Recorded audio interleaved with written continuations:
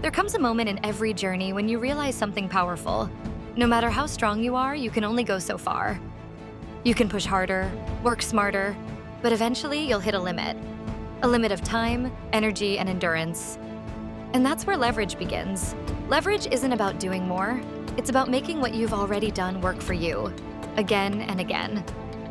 Think about it. There are only 24 hours in a day.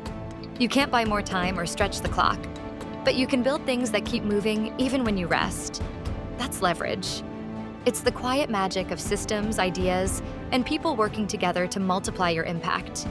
There are 3 kinds of leverage, each more powerful than the last. The first is people leverage. When you deliver value, others will join you to build something greater together. You don't grow by standing on others.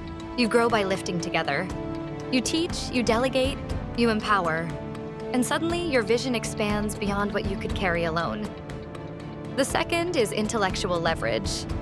An idea can travel where your hands cannot. A message can speak long after your voice rests. A single truth, shared in clarity, can echo for generations. When you build knowledge that spreads, books, lessons, content, you're creating something immortal. And the third is system leverage, the ultimate freedom. When what you've created keeps creating without you. A business that runs on structure. A process that delivers value again and again. That's when you stop trading time for money and start trading value for time. When I was younger, I thought freedom came from working more. But as I grew older, I learned true freedom comes from letting your work for you. I remember recording my first lessons, writing my first guides, and realizing that even when I stepped away, my ideas were still alive. That's leverage. That's legacy in motion. Leverage doesn't appear when you're in survival mode. You can't see beyond the next wave.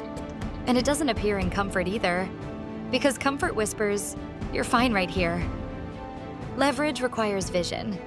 It begins the moment you ask, "How can I create something that continues even when I stop?" That single question changes everything. Because now you're no longer living by the rhythm of need. You're living by the rhythm of purpose. Leverage isn't instant. It's not flashy. It's slow motion. The kind that compounds quietly. A process refined. A system written clearly. A team empowered with trust. And then, one day, you look up and realize your impact has multiplied. Your hours haven't grown, your strength hasn't changed, but your reach has become limitless. That's the real gift of leverage. Not freedom from work, but freedom through what your work creates. So ask yourself,